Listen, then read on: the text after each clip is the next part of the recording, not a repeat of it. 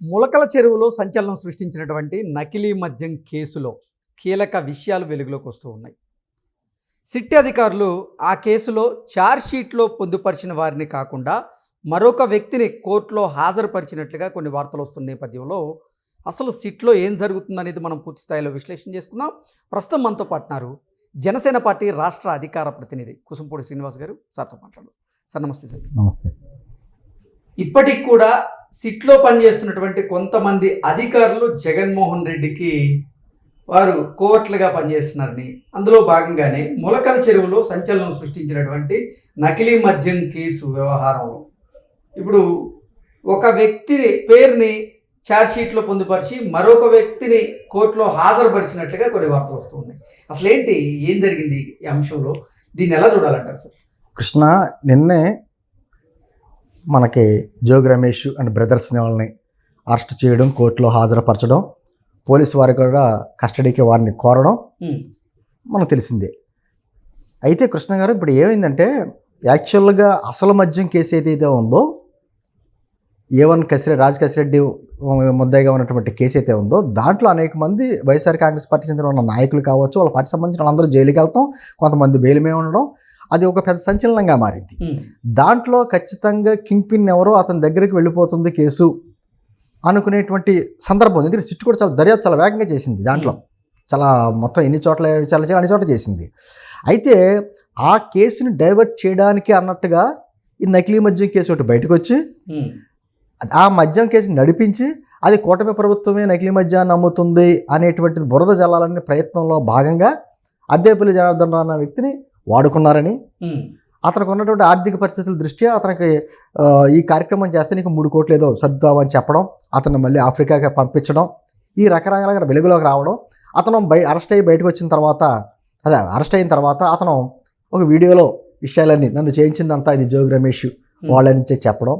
జోగి రమేష్ ముందేమో నాకు అసలు ఎవరో సంబంధం లేదని చెప్తే అతనికి వీళ్ళకి ఎప్పుడో గత దశాబ్దాల నుంచి సంబంధాలు ఉన్నాయనే విషయం బయటికి రావడం.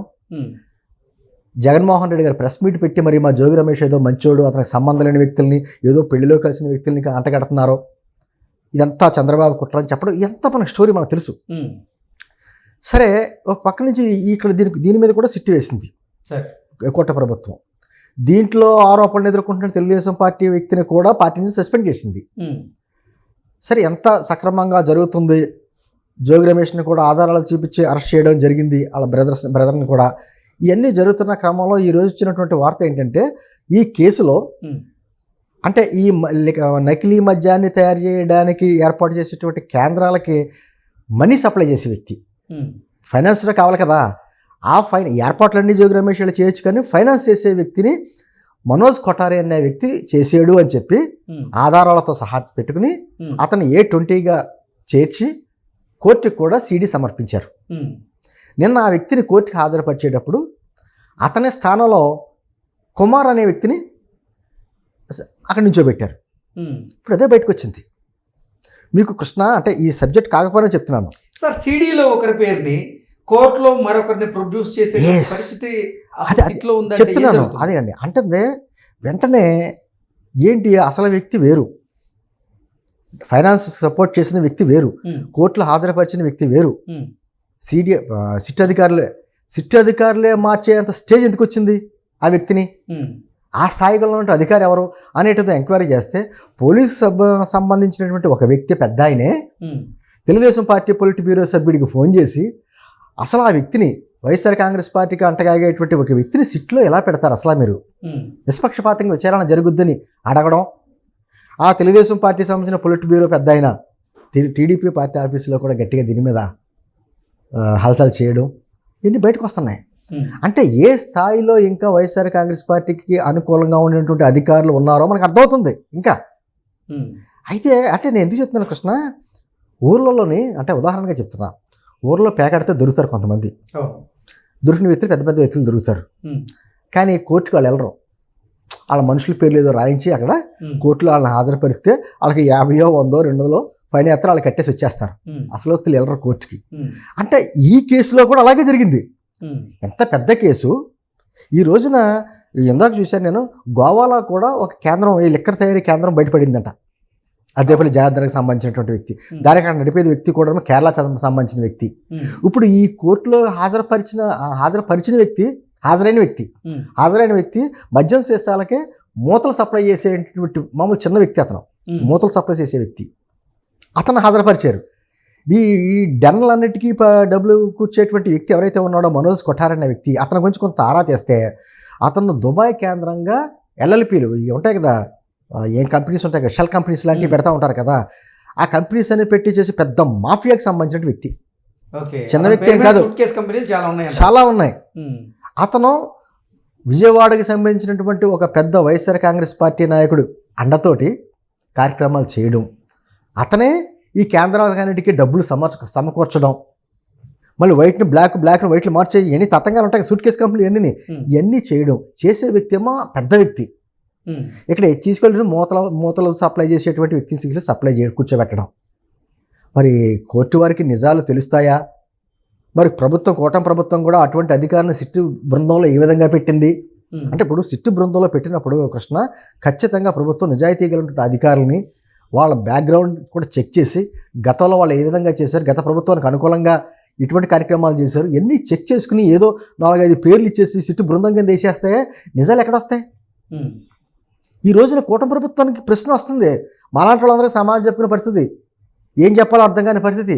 తెలుగుదేశం పార్టీ పొలిట్ బ్యూరో సభ్యుడే తెలుగుదేశం పార్టీ ఆఫీసులో అటువంటి వ్యక్తిని ఏ విధంగా పెట్టారు అనేటువంటి ప్రశ్నించేటువంటి పరిస్థితి వచ్చిందంటే, మరి కొంత ప్రభుత్వం అంటుందట, మనకి ఇంకా పూర్తిగా తెలియదు కానీ ఖచ్చితంగా అటువంటి వాళ్ళు ఎవరన్నా ఉంటే వాళ్ళ మీద మేము యాక్షన్ తీసుకుంటాం, వేరే వాళ్ళని పెడతాం సిట్టు బృందంలో అని చెప్పేసి అంటున్నారట.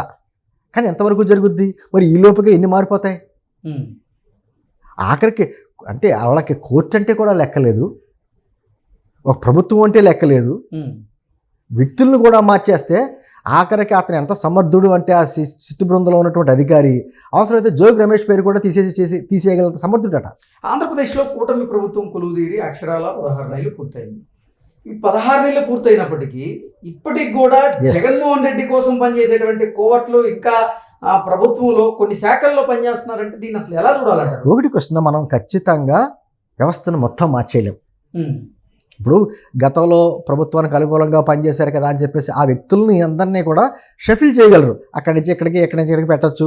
మరీ పనికి మాలో కొంతమంది ఉంటారు, వాళ్ళని తీసుకునేది వీఆర్లో పెట్టడం, అటువంటి చేయగలరు తప్ప అటువంటి చర్యలకు పాల్పడుతున్న వారి మీద చర్యలు అయితే ఖచ్చితంగా తీసుకోవాలి. ఇప్పుడు మా మీద అనేక ఆరోపణలు ఉన్నాయి కృష్ణ, మంచి కూడా ఉంది. అరే కూటమి ప్రభుత్వం వచ్చిన తర్వాత అద్భుతమైనటువంటి పెట్టుబడులన్నీ వస్తున్నాయి, కష్టపడుతున్నారు. పక్కన చంద్రబాబు నాయుడు గారు, ఒక పవన్ కళ్యాణ్ గారు, లోకేష్ గారు కాళ్ళకి బలపం పట్టుకుని దేశాలు తిరుగుతున్నారు. ఇక్కడ ఏదో రకంగా పెట్టుబడులు తీసుకొచ్చి మౌలిక సదుపాయాలు ఏర్పాటు చేసి ఒక పక్కన ప్రకృతి ఇటువంటి విధ్వంసాలను కూడా సరి చేసుకుంటా అద్భుతంగా చేస్తున్నారని పేరు ఉంది ఖచ్చితంగా. కానీ ఆల్రెడీ పాతిపోయిన వ్యవస్థల్ని విధ్వంసం చేశాడు జగన్మోహన్ రెడ్డి. అతను చాలా తెలివిగా కొన్ని పదవులు ఉంటాయి కృష్ణ, అవి దాన్ని ఏమంటారో రాజ్యాంగబద్ధంగా వాళ్ళు కదలచలేరు, ఒక 5-6 సంవత్సరాలు కదలచలేరు. అటువంటి పదవుల్లో ఎలక్షన్స్ ముందు పెట్టేశాడు ఆయన. అదేవిధంగా పోలీస్ డిపార్ట్మెంట్లో ఒక స్థాయిని అధికారులందరినీ, అంటే ఎస్పీ రేంజ్ పైన ఉన్న అధికారులందరినీ అతనికి అనుకూలమైన అందరినీ పెట్టుకుంటూ వచ్చాడు. కొన్ని సామాజిక వర్గాలను పెట్టుకుంటూ వచ్చేసాడు. తనకు సంబంధించిన వ్యక్తులందరినీ కూడా, తనకి ఇష్టం లేని వ్యక్తులందరినీ కూడా లూప్ లైన్లో పడేశాడు. ఇంటెలిజెన్స్లోని, సిఐడిలోని, ఇట్లని లూప్ లైన్స్లోని పెట్టేశాడు.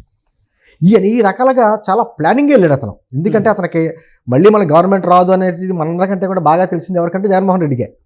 అందుకని తనకు అనుకూలంగా ఉండే వ్యక్తులు ఉండాలి కదా, ఎక్కడికెక్కడ చేసుకుంటూ వెళ్ళిపోయాడు. ఈ రోజున కూటమి ప్రభుత్వానికి పెద్ద ఛాలెంజ్ మాట ఇది. రెవెన్యూ డిపార్ట్మెంట్ కావచ్చు, పోలీస్ డిపార్ట్మెంట్ కావచ్చు, ఇన్ని డిపార్ట్మెంట్లలో జగన్మోహన్ రెడ్డికి అనుకూలంగా ఉన్నటువంటి అధికారులు ఎవరో గుర్తించడం, వాళ్ళ మీద చర్యలు తీసుకోవడం, ఆఖరికి సీఎం గారి ఆఫీసులో కూడా ఉన్నటువంటి పెద్ద వ్యక్తుల్లో జగన్మోహన్ రెడ్డికి అనుకూలంగా కొంతమంది పనిచేస్తున్నారని ఆరోపణలు ఇప్పటికీ వస్తున్నాయి. అక్కడ ఆల్రెడీ సీఎంఓలో జరిగేటువంటి విషయాలు డైరెక్ట్గా ముందు మనకంటే కూడా బయటికి వాళ్ళకి తెలిసిపోతున్నాయి. ఎక్కడ జరుగుతుంది ఆ జీవోలు కానీ అవన్నీ కూడా ఎందుకు తెలుస్తుంది అంటే ఇవన్నీ పెద్ద ఛాలెంజే. ఖచ్చితంగా నేను ఇందా చెప్పినట్టుగా అక్కడ ఎక్కడ షఫిల్ చేయగలరు కానీ మొత్తం వ్యవస్థను మార్చలేరు. కానీ ఖచ్చితంగా ఆధారాలతో సహా దొరికి ఎవరైతే ఇటువంటి చర్యలు పాల్పడుతున్నారో వాళ్ళ మీద ఒకళ్ళిద్దరి మీద కఠినమైన చర్యలు తీసుకుంటే రెండో కూడా భయపడతాడు. అది చేయకపోతే మంచి ప్రభుత్వం ఉన్న పేరు అలా మెతక ప్రభుత్వం అవుతుంది. అది రాకుండా చూస్తారని మాత్రం మనం భావించాలి. Okay sir, thank you.